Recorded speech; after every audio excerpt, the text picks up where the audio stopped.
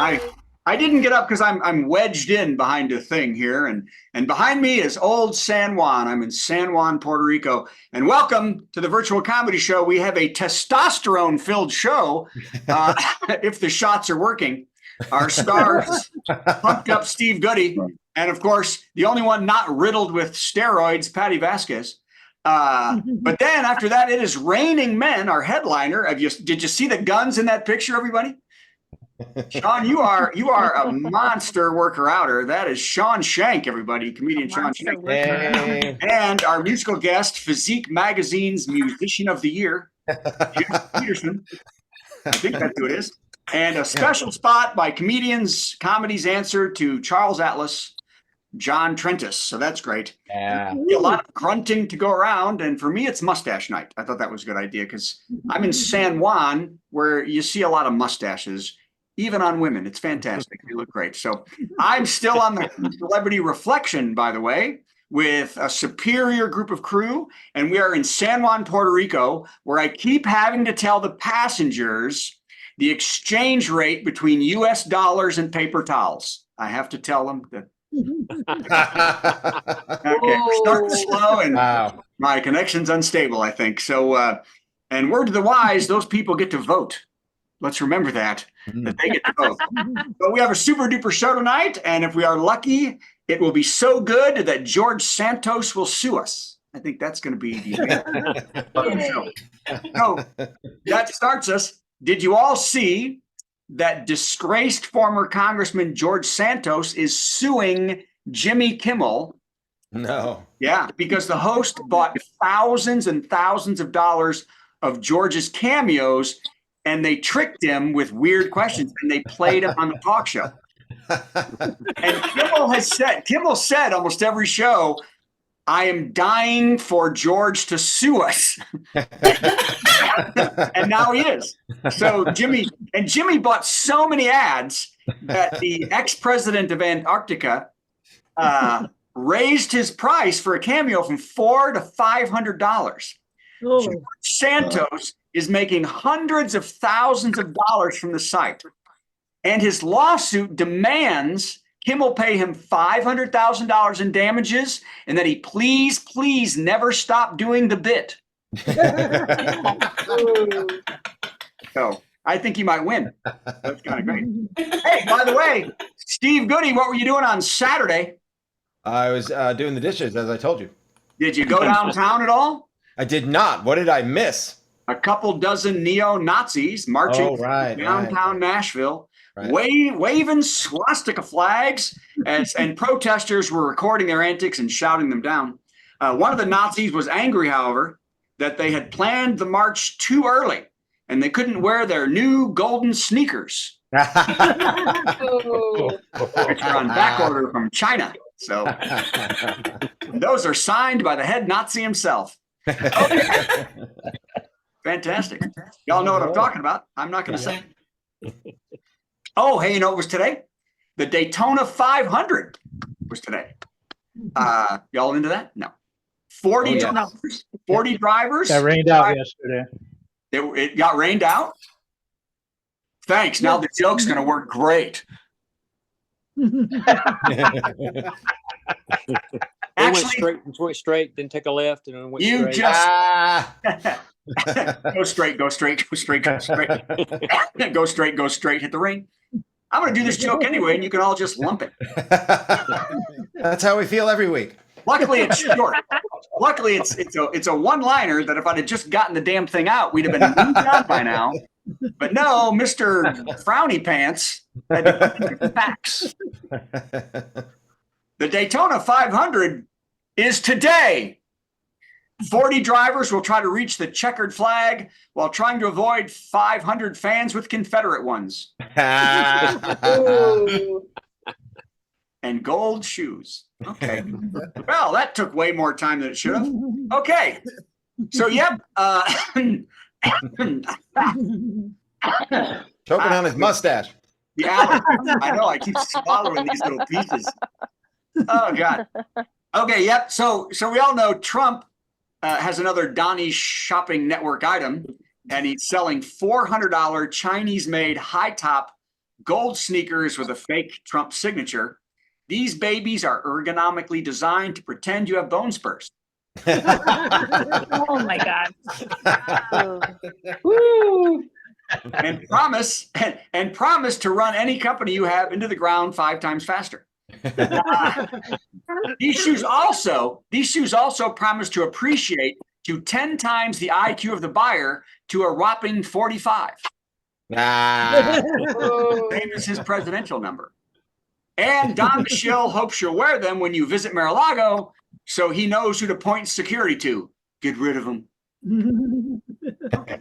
Started good, ended bad. Here we go. Hey, did you see that this is wild. Some people know how to party. This is the news of some people. Dr. Alexander Eastman, the chief medical officer for Customs and Border Protection, pressured his staff to order fentanyl lollipops for him to take to a United Nations meeting. Fentanyl lollipops. Wow. I know. Not kidding. What? Yeah, his staff was like, yeah. See, Alice, you would know because I think you like fentanyl. No, you know because you're in science. His staff questioned the need for such a strong narcotic in a lollipop form taken to a meeting of diplomats, to which Eastman responded, "What else you going to have to go with the Percocet pedophores?"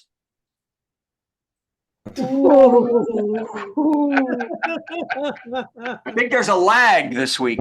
By the way, fentanyl lollipops aren't even a thing that exists till now. Okay, so Cool. I know that I'm all like, I want something like that. Doesn't have to be fentanyl though. Could it be, morphine pop? That'd be good. Okay, FBI informant Alexander Smirnov, who has been the only witness to all the evidence against Joe and Hunter Biden in the now proven false Ukrainian bribery scheme, has been arrested. Yay. Charged with making the whole thing up. So he's now proved he's made the whole thing up. Okay. This is the sole basis for the impeachment attempts by the GOP Congress. On hearing the news, leader of the House, Mike Johnson, said, "There's fentanyl lollipops crossing the Mexican border." Biden. Sean Hannity did 85 segments trumpeting Smirnov's lies and said after he found out it was wrong, Taylor Swift sang the Black National Anthem in Venezuela. All super true. Okay, next up. Oh, hey, I'm doing a lot of foreign stuff this week. Russian, this sad, but you kind of, okay. Russian opposition leader Alexei Navalny was murdered by Vladimir Putin. He accidentally passed after he had some borscht that didn't agree with him. Odd, the fact he wasn't eating it didn't make a difference. Blame AI. Okay. I'm not going to go any farther because I could be found. Hey, okay, this is really kind of amazing. Documents show that Abraham Lincoln pardoned Joe Biden's great-great-grandfather, Moses Ribinette, after he was arrested for a Civil War era brawl he had in the military in 1864. Did you know that? No. Wow. I think that's pretty amazing. Isn't that amazing? That's amazing. Abraham Lincoln pardoned his great-great-grandfather. Joe said this is amazing news. He had never talked about before because Grandpa Moses didn't like to talk at Sunday dinner. 1864. I'm saying Joe was there. Right. Okay. Well, that was an interesting thing, though. Hey, there's a fake Facebook post out there, folks. I know. You can't believe it, can you? Can't believe it. That Catholics were anybody Catholic? Bob is. Bob is Catholic? Catholics were very excited when they saw a post on Facebook, supposedly by Pope Francis, that said they can eat meat on Fridays during Lent. Right? I know. The Pope said this is totally wrong. He tried to clarify the fake post by saying, "My English is not so good. I meant to say beet." Ah, wow. Really? Ooh. Man, you're ruining mustache night. That's the only kind of joke you can do on mustache night. No. That's what all mustache. That's what mustache night is all about. Right. A Nebraska zoo. Now this, oh my gosh, a Nebraska zoo is asking visitors to stop throwing coins into bodies of water at the zoo because they had to perform surgery on a white alligator where they removed $7 worth of change. Yeah, to save the alligator. In a statement, you can still throw change into the pond, but if you do, send your child in to retrieve it, said the alligators. Ooh.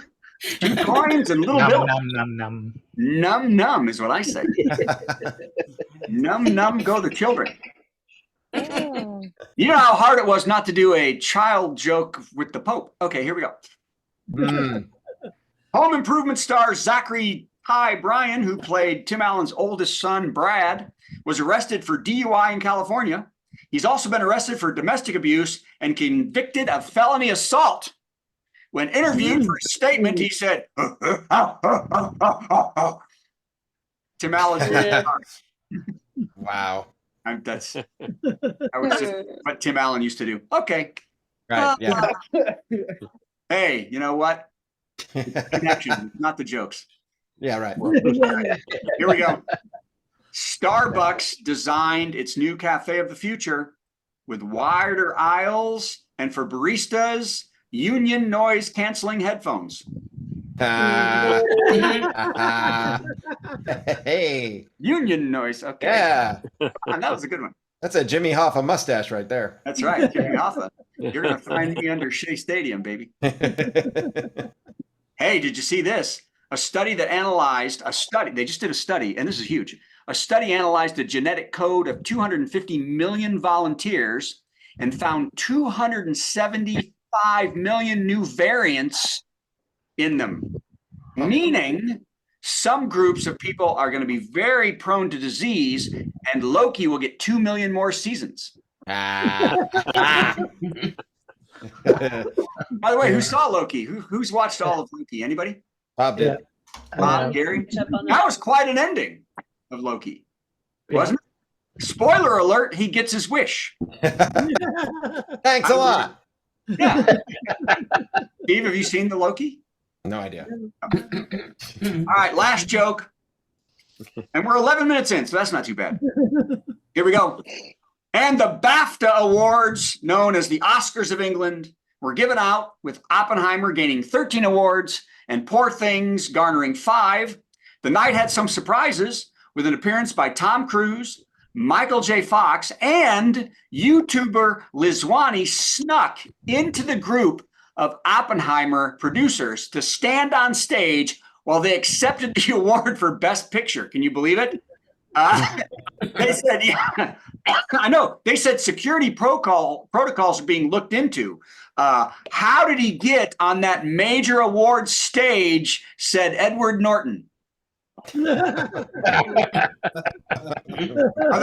Other actors that could have appeared in this joke, Jim Carrey, Woody Harrelson, Stanley Tucci. No one's ever won. Okay. An Oscar or a BAFTA. So, all right, Steve, do you know where your button is? Yay! Hey, everybody. San Juan, everybody. And live from San Juan, where Brad is using up 75% of his bandwidth to support that mustache.